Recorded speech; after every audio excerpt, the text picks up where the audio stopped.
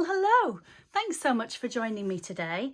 Today I thought I would make a raspberry soap, and I've got both some colouring, which I haven't used in a long time. This is actually quite a deep red and it's an iron oxide, but it's not as yellowy as some of them. It's a lot more of a cooler tone. And I've also got these beautiful raspberry seeds. Aren't they absolutely gorgeous?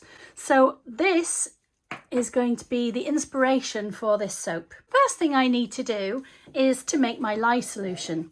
I'm going to be using some ice for my water.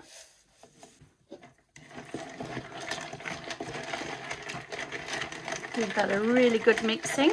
Now I love raspberries and I like using fruits in my soap as well. But the sad thing about fresh raspberries is that they just turn brown in the soap and they just don't look nice. So I wanted to still use all the deliciousness and the inspiration from the raspberry, but in a more refined way. That's why I've chosen to use this beautiful pigment and the seeds. Okay, let's just pop that to one side. Now I've pre-mixed my pigment with a little bit of oil. Okay. So my oils and my lye are very close in temperature. I'm going to just mix up my beautiful soap batter.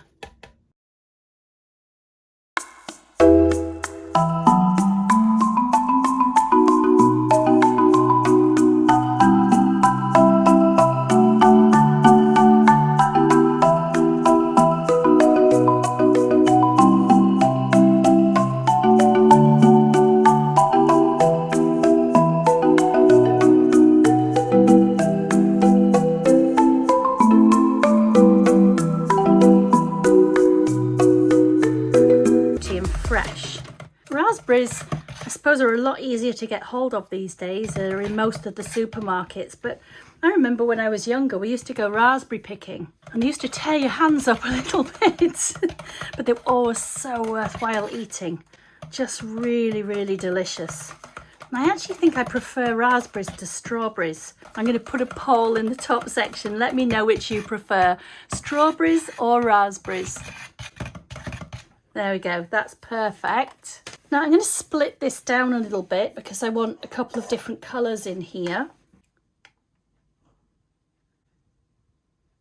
I'm going to start with this one and I'm going to add a little bit of the red and some white into here. So this is my red. I don't want too much. It's very strong, so it's much easier to add a little bit more if you need to. And I won't know what the colour is going to be until I've actually got a little bit of white in there as well. So I'm going to add that in now. That's my titanium dioxide going in.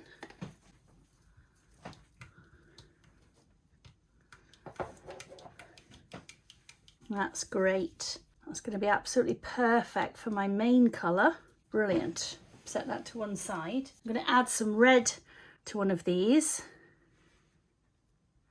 You really can get some beautiful colours by using your iron oxides. I think that's going to complement it really well. And then I want my white in this one.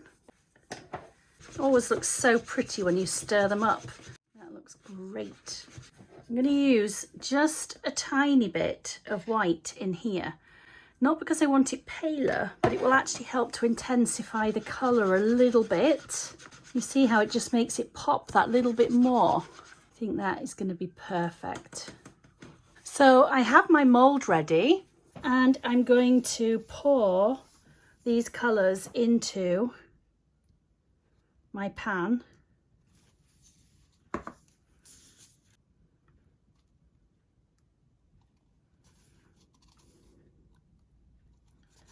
Just keep a tiny bit back for the top. And I don't really want to stir this. I'm going to use it just as it is. Sometimes I give it a bit of a swirl or a wiggle first, but in this instance I think I'm going to pour it just as it is. Well, that didn't go so well, did it? I tipped it all over the entire surface. That's what happens when you can't see what you're doing. Let's clean this up. And now I just want to finish off on the top a little bit.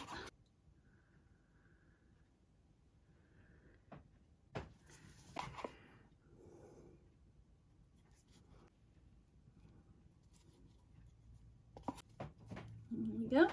And then I'm just going to do a little bit of a texture and finish it off.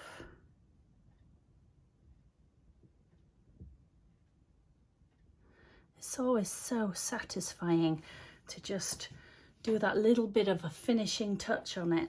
Now I think I'm going to just do one side rather than both. And then I'm going to use these beautiful raspberry seeds and I'm going to put them all down this side and just sprinkle them on.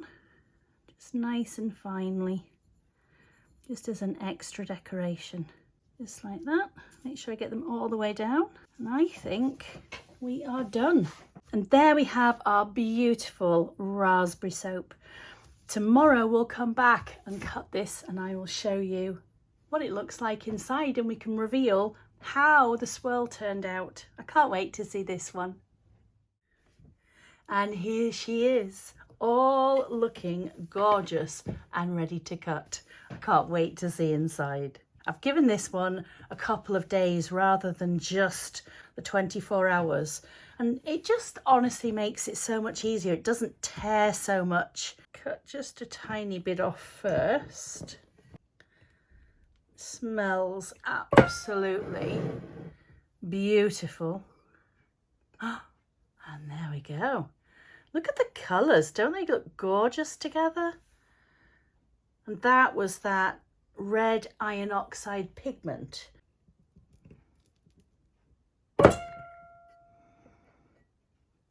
Oh, that's absolutely lovely. I know many people use micas and I love using micas myself, but do you use pigments too? Do you try out different types of iron oxides? Do you use any of the ultramarines in your soap making, or do you just prefer to use botanical colours and micas? I absolutely use all of them and they give such different colour. Looks beautiful. Just lovely soft pink swirls.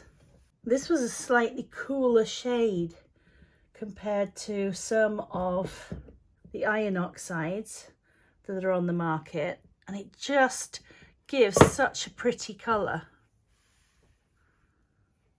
And the thing is, if you try them and you mix them in different amounts and see what they're like when you add titanium dioxide to them as well, you can sometimes just get the most fantastic shades.